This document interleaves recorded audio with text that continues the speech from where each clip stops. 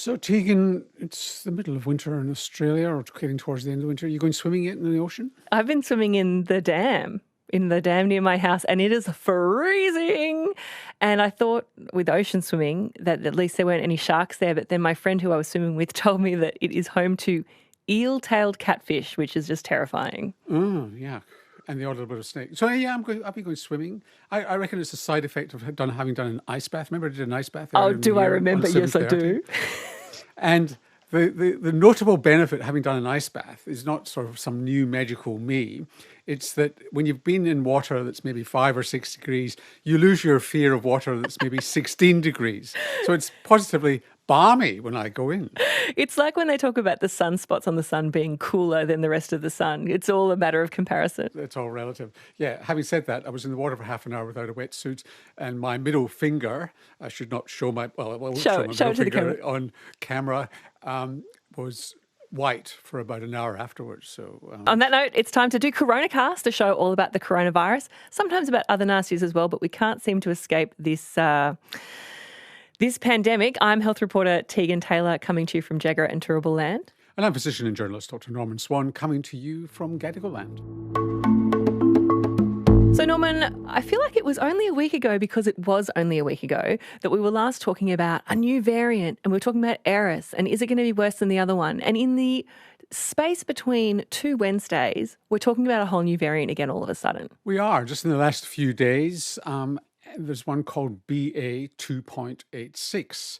And it's got the name Pirola, by an informal name on social media. Is this one from Greek mythology as well? I was trying to find it before, but I couldn't see anything. No, I think it's an asteroid, but there's also a football player called Lorenzo Pirola. So I'm not quite sure which one it's named after. Maybe it's a goal scorer. So someone with either an explosive ability to potentially wipe out an entire species if the asteroid was to crash into Earth, or a footballer with a kick so massive it could blow a hole in the side of a stadium, or someone's immune defences. Yeah, it works. It works both ways. So the question is, we've been here before many times on CoronaCast. What does this mean? I don't feel like I don't even need to be here anymore. I should just be able to press play on so what does it mean? Is it more immune evasive? Does it cause worse disease? Very good. Is that AI talking? Is that ChatGPT? Or is that you talking? It's ChatTT. Well, ChatGPT, the reason that the people who know about viruses are of concerned about this virus are twofold. One is there are about 36 mutations on this virus in areas which could affect transmissibility and maybe severity of disease. That seems like a lot. Yeah, too early to say whether that's real or not. And we've been, as you say, we've been here before, and we'll come back to that. The other reason that they're concerned is, and I just need to go back a little bit to the Omicron family. Omicron is the mummy variant that we've been living with for quite a long time now. And it's less severe than Delta, probably just as severe as the original virus. And everything that's emerged since Omicron emerged has been, if you like, the child of Omicron. So then there was BA1, BA2, BA4, BA5, and then the XBB group. So XBB has spawned its own little family. So there's grandchildren now of Omicron in the XBB group. And that's where Eris sits as one of the grandchildren, if you like, of the XBB group. The one we were talking about last week. What we were talking about last week, which is probably not of huge concern, although it is immune evasive. And by the way, XBB in some parts of the world has become so dominant that the next versions of the vaccine, again, we'll come back to the vaccine in a minute, in the United States at least, are XBB Specific specific bivalent vaccines to give you that bit of extra immunity to the variant circulating. The second reason they're worried about BA 2.86, note the name, BA 2.86, is that actually this is not descended from XBB.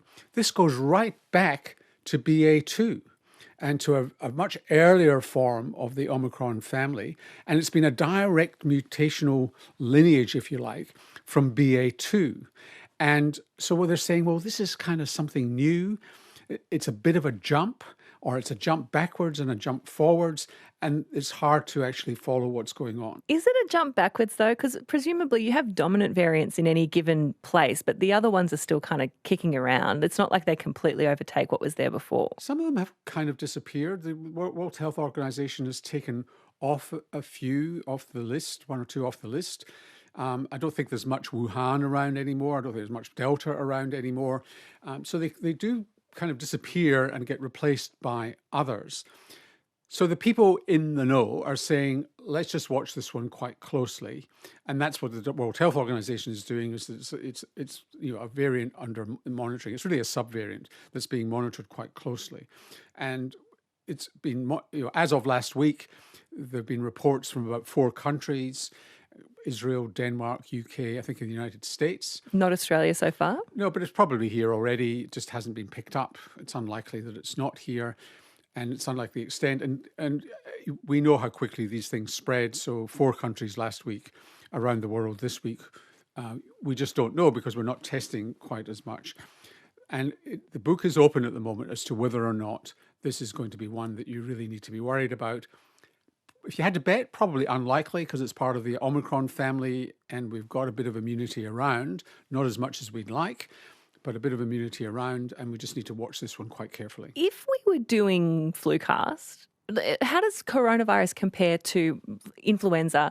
If we were watching the flu as closely as you and me have been watching COVID over the last 3.5, nearly 4 years, would we be doing this every week, or is this genuinely moving more quickly than other viruses? Well, question is other viruses. There are probably coronaviruses and common cold viruses that are mutating quite quickly, but don't change their spots that much. That's why we get the common cold every year, is because coronaviruses do change their spots, and we do get viruses and get common cold every year in winter or whichever season that particular coronavirus is prevalent, and other viruses as well. So they do mutate.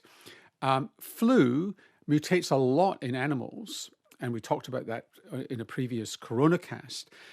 It doesn't tend to mutate hugely, at least not recently, in human populations.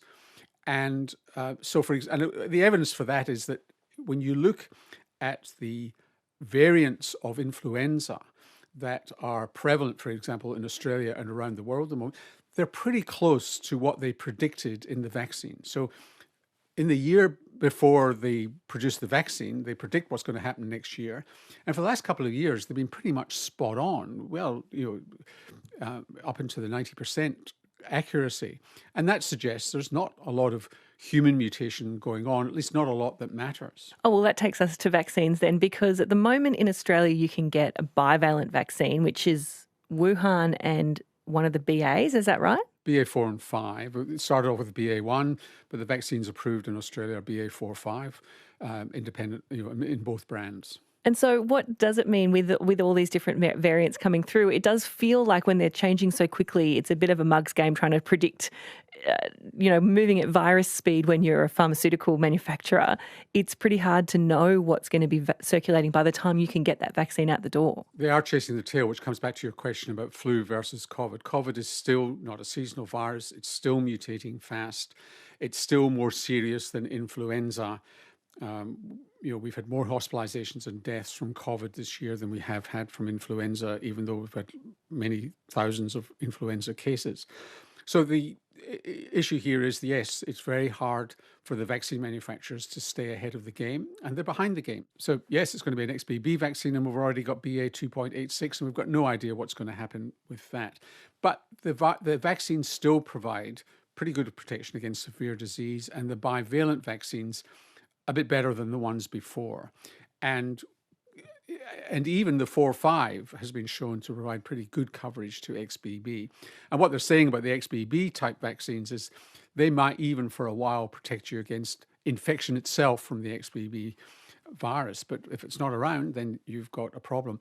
Now, this might sit behind the fact that ATAGI, the Advisory Committee on Immunization, has this week basically expressed concern that maybe 80% of Australians eligible for a booster from a bivalent vaccine haven't had it. Is that, are people like us kind of playing into that though, Norman? Because we're talking about different variants all the time. Are people kind of going, well, then what's the point in getting this one? It's out of date now? That's possible that we and others, or people have got it in their minds that if it's going to change, why bother?